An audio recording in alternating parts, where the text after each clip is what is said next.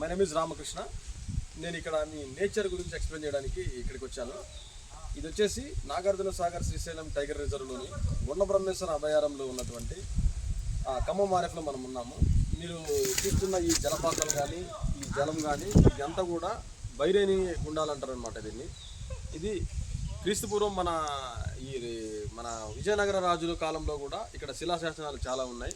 వాళ్ళ ఆనవాళ్ళు కూడా ఇక్కడ ఉంటాయి. ఎందుకంటే రాజులు పరిపాలించేటప్పుడు ఇక్కడ గుర్రాల మీద స్వారీ చేస్తూ ఏరియాకి వచ్చేవాళ్ళు. ఇక్కడ మెయిన్ మనకు అర్థమయ్యేది ఏంటంటే ఇక్కడ రైల్వే లైన్ వాళ్ళు దిగుమెట్టలో మనకు వాటర్ సప్లై చేయడం కోసం అని చెప్పి 200 సంవత్సరాల నుంచి నీకు గ్రావిటీ ద్వారా ఇక్కడ నుంచి వాటర్ను తీసుకొని రైలు ట్రైన్స్కి సప్లై చేయడం జరుగుతుంది. ఇక్కడ మెయిన్ ఉద్దేశం ఏంటంటే ఇక్కడ 180 రకాల పక్షులు ఉన్నాయి. మన రాష్ట్ర పక్షి అయినటువంటి రామచిలుక లాంటి 3 టైప్స్ ఆఫ్ బర్డ్స్ ఇక్కడ మనకు ఉంటుంది. అందులో మనకు రోజు రింగుడ్ ప్యారాకిట్ కానీ, అలెగ్జాండర్ ప్యారాకిట్ కానీ, ప్లమ్ హెడెడ్ ప్యారాకిట్ కానీ, ఇండియన్ గ్రే హార్న్ బిల్ అని చెప్పి మనకి ఇక్కడ ఉన్నాయి. ఇక్కడ రకరకాల పక్షులు. టోటల్గా చెప్పాలంటే బయోడైవర్సిటీ మొత్తం ఇక్కడ నీకు క్లియర్గా కనిపిస్తుంది.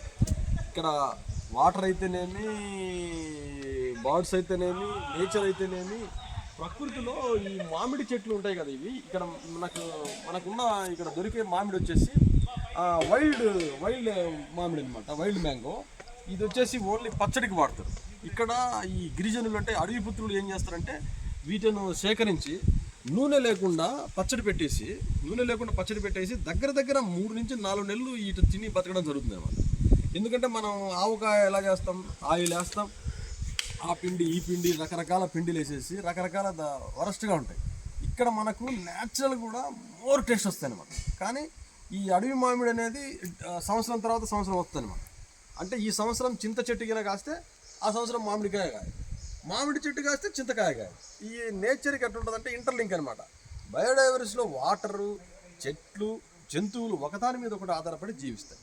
ఓకే, దీని గురించి మీరు ఇంకా డీటెయిల్స్గా తెలుసుకోవాలంటే ఒకసారి మన గుండ్లకమ్మ అటవీ క్షేత్రాలయం దిగుమెట్టను సందర్శిస్తే అక్కడ మీకు క్లియర్గా ఇన్ఫర్మేషన్ అక్కడ దొరుకుతుంది.